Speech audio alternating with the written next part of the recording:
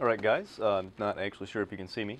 This is Zepster, and today I'm going to be doing an unboxing and a quick look or first glance at the new or semi-new SoundBlaster ZX sound card.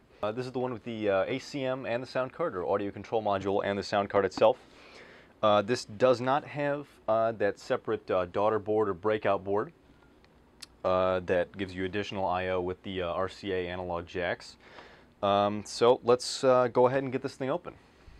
And I did get this online from Amazon.com. I sold one of my books from school, so I had 75 bucks there. And I saw that the price dropped down to, I think it was $130 or so, so I got it for decently cheap. Alright, so there's the sound card itself. We'll get to that in a second. Actually, I skipped all the stuff that's on the box.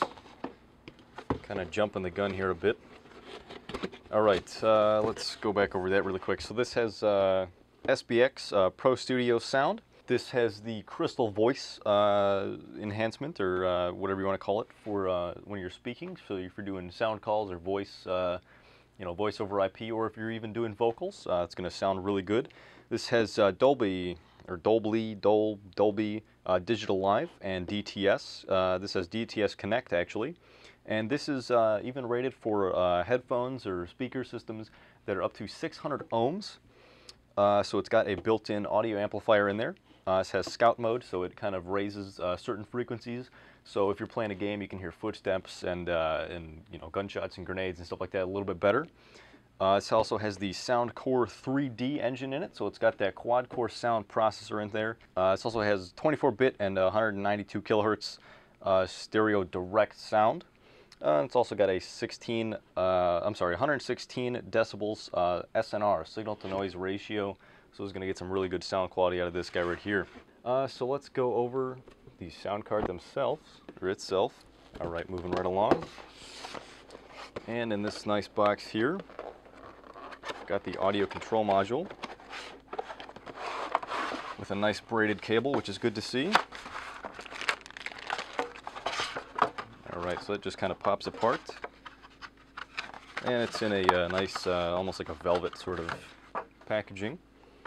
So it's not going to get nicked up or anything like that. This does have a glossy finish, so this is going to attract fingerprints and dust and that sort of thing. So be careful where you place that. And like I said, nice braided cable, so very high quality cabling and sleeving there. Alright, and this is a, like I said, 2/4 inches on this side, one for a microphone and one for a headphone, and then same thing on this side, but only an 1/8 inch. And then you have your 2 microphones on here for that beam-forming microphone function. And then you've got your headphone volume control on here, which actually has a nice, smooth and linear feel to it. So I'm not sure if that's an analog or digital control. I would assume it's analog because it's got a stopping point. So there could be a pot in there, which would be really, really good to see, assuming it's a high-quality pot, which for $149 I would assume it is. And also it's SoundBlaster, so it very well should be. Right, and second to last in here, we have, let's see, we have some cabling. So here we have a 1/8 inch to RCA adapter. So this brings your, if you have a, let's see, like a sound system or something that's got RCA jacks, and you can bring it in, or you can do the opposite. Either way, it's not a directional cable. And let's see, we got SoundBlaster CD with the driver and all the software on there. You're going to want to go to SoundBlaster.com and make sure that you download the latest version of that software. And we've also got a, what looks like a quick guide. Yeah, it's just a quick instruction booklet. And we have a Toslink optical cable in there. And that is it for that.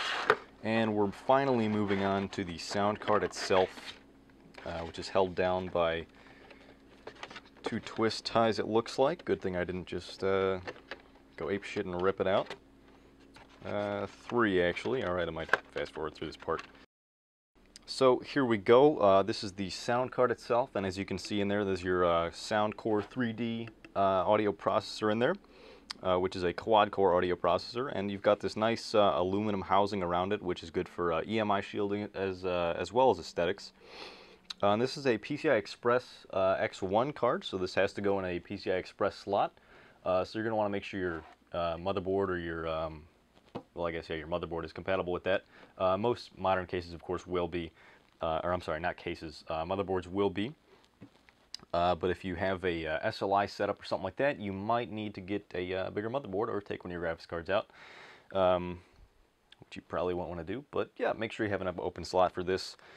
Alright, so on the back of the sound card we have microphone, headphone, and then more audio connections like that for your 5.1 and etc. And then you have your optical in and outs. And these are all Digicon fine gold capacitors, I believe. So of course, this audio control module, you route the cabling however you want it. And then it actually plugs right into the back of here, making sure, of course, you hook up the right one, and they're nicely labeled for you right there, headphone and microphone. And of course, on here they're labeled as well. Alright, so that is my unboxing and first look of the SoundBlaster ZX sound card. I hope you enjoy I hope you enjoyed this video. And if you did, don't forget to give it a thumbs up or a like and favorite it if you so choose. I might be doing an install video of this, but if I don't, here is my install video for the Asus Zonar card that I bought and then returned because it didn't do so hot. But here's that video if you want to watch that. Sound card installs are pretty basic. All you really have to do is just pop them in and then configure the drivers and such. Alright guys, that wraps it up. I guess I'll see you next time. See you later.